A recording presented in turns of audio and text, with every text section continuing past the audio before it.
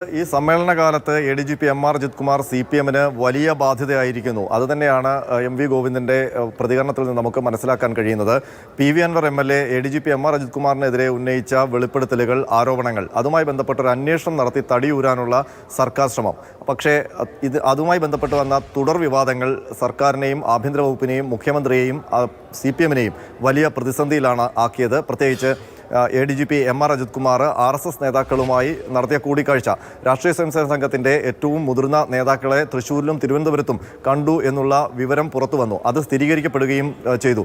അത് CPM-നുണ്ടാക്കിയിരിക്കുന്ന പ്രതിസന്ധി ചില്ലറയല്ല. ആ ബാന്ധവത്തിന് പിന്നിൽ മുഖ്യമന്ത്രിയും സംഘപരിവാറും തമ്മിലുള്ള ചില നീക്കുപോക്കുകൾക്ക് വേണ്ടിയുള്ള മീഡിയേറ്ററായി ADGP പ്രവർത്തിച്ചു എന്നുള്ളൊരു ആരോപണമാണ് പ്രത്യേകിച്ച് പ്രതിപക്ഷ നേതാവ് VD സതീശൻ ഉന്നയിച്ചത്. ആ രാഷ്ട്രീയ ആരോപണത്തിൻ്റെ ആഘാതം CPM-ലും ഇടതുമുന്നണിയിലും തീർത്തത് ചില്ലറ ആഘാതമല്ല.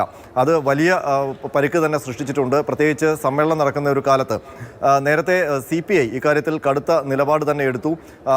ADGP MR അജിത് കുമാറിനെ മാറ്റണം എന്നുള്ള ഒരു നിലപാടിൽ തന്നെയാണ് CPI ഇപ്പോഴും ഉള്ളത്.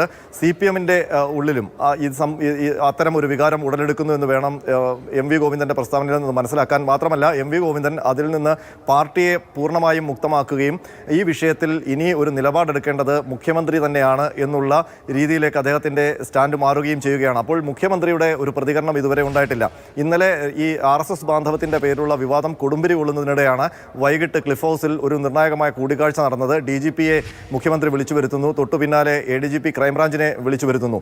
ആ നിർണായകമായ കൂടിക്കാഴ്ച ഒരുപക്ഷെ MR അജിത് കുമാറിനെ സ്ഥാനത്ത് നിന്ന് മാറ്റുന്നതുമായി ബന്ധപ്പെട്ടാകാം എന്നുള്ള ഒരു വ്യാഖ്യാനത്തിലേക്ക് മാധ്യമങ്ങൾ എത്തുകയും ചെയ്തു. പക്ഷേ ആ മീറ്റിങ്ങിന് ശേഷം ഹേമ കമ്മിറ്റി റിപ്പോർട്ടുമായി ബന്ധപ്പെട്ട ചില ചർച്ചകളാണ് ആ യോഗത്തിലുണ്ടായത് എന്നുള്ള വിവരമാണ് നമുക്ക് മറ്റ് കേന്ദ്രങ്ങളിൽ നിന്ന്, ക്ലിഫ് ഹൗസുമായി ബന്ധപ്പെട്ട കേന്ദ്രങ്ങളിൽ നിന്ന് ലഭിച്ച വിവരം. പക്ഷേ അങ്ങനെയല്ല എന്ന് പറയപ്പെടുന്നുണ്ട്. അങ്ങനെയല്ല. ഈ ADGP-യുമായി MR അജിത് കുമാറുമായി ബന്ധപ്പെട്ട കാര്യങ്ങൾ തന്നെയാണ് ആ യോഗത്തിലുണ്ടായത്. അതായത് ഇപ്പോൾ CPM കൂടി കൈവിട്ടതോടെ MR അജിത് കുമാറിനെ ക്രമസമാധാന ചുമതലയിൽ നിന്ന് മാറ്റുകയല്ലാതെ മറ്റ് നിർവാഹമില്ല എന്നുള്ളൊരു സ്ഥിതിയിലേക്ക് ആഭ്യന്തര വകുപ്പ്, പ്രത്യേകിച്ച് മുഖ്യമന്ത്രി എത്തിയിരിക്കുന്നു എന്ന് വേണം മനസ്സിലാക്കാൻ. ഒരുപക്ഷെ നടപടി ഉണ്ടാകും. നേരത്തെ നമുക്ക് മനസ്സിലായത് ADGP MR അജിത് കുമാർ തന്നെ സ്ഥാനത്ത് നിന്ന് മാറി നിൽക്കാം. ആ വിവാദം ഉണ്ടായ സമയത്ത് അങ്ങനെ ഒരു വില്ലിങ്നെസ് അറിയിച്ചു എന്നുള്ള വാർത്തകളൊക്കെ പുറത്തു വന്നിരുന്നു. അത്തരം വിവരങ്ങളും ഉണ്ടായിരുന്നു.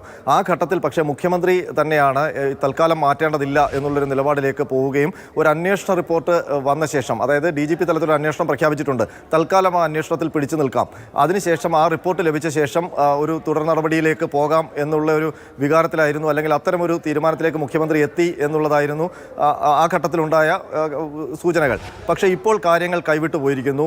MR അജിത് കുമാറിനെതിരെ ഈ PV അൻവർ ഉന്നയിച്ച സ്വർണ്ണക്കടത്ത്, കൊലപാതകം, തിരോധാനവുമായി ബന്ധപ്പെട്ട വെളിപ്പെടുത്തലുകൾ, ആരോപണങ്ങൾ, അതിനപ്പുറം ഇതിന് മറ്റൊരു രാഷ്ട്രീയ മാനം വന്നിരിക്കുന്നു. അതായത് ഈ വിവാദത്തിൻ്റെ പശ്ചാത്തലത്തിലാണ് VD സതീശൻ RSS നേതാക്കളുമായി MR അജിത് കുമാർ കൂടിക്കാഴ്ച നടത്തിയെന്നുള്ള ഒരു രാഷ്ട്രീയ ആരോപണം ഉന്നയിച്ചത്.